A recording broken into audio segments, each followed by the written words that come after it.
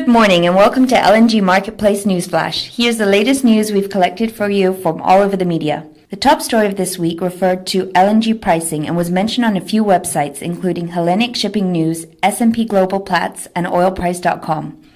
Amid warm winter, Asia LNG spot prices have uncharacteristically dipped below spot prices in Europe, the first time since January and February 2015. A collapse in Asian LNG price has opened the arbitrage for spot LNG cargoes from the Middle East to Europe rather than to destinations in Asia. Diverting cargoes to Europe is an unusual move in LNG trade, especially at this point of the year. The commodity traders such as Gunvor, Vitol, and Trafigura turn to LNG. With margins narrowing in the crude oil business, some of the world's biggest commodity trading houses are doing for natural gas what they did in the oil market in 1970s. We read on Bloomberg.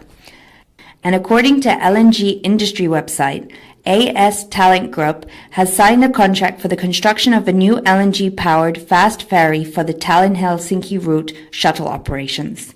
It will be already a second LNG-powered shuttle vessel on this route.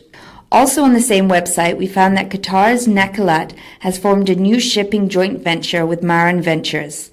It will effectively increase Nakilat's LNG carrier fleet to 74 or 11.5% of the global LNG shipping fleet.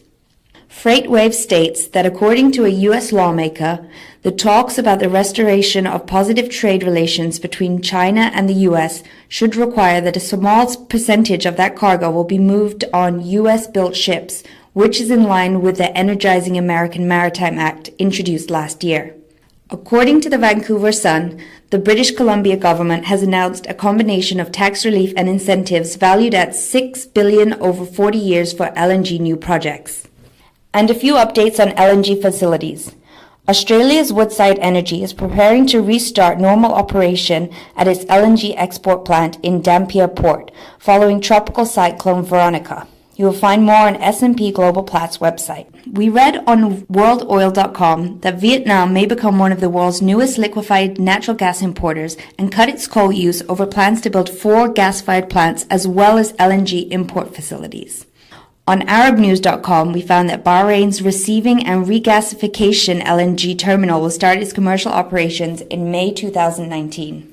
Shell is pursuing plans to convert a liquefied natural gas import facility in Louisiana into an export terminal, according to Wall Street Journal.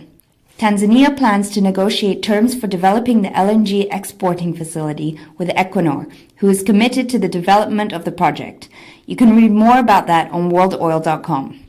Also, as we read on Money News, Mozambique is set to become the top global gas exporter once the 2 huge terminals in a northern province will be built by Anadarko and ExxonMobil. Last but not least, Shell's LNG giant Prelude has shipped its first cargo. More on the westaustralian.com.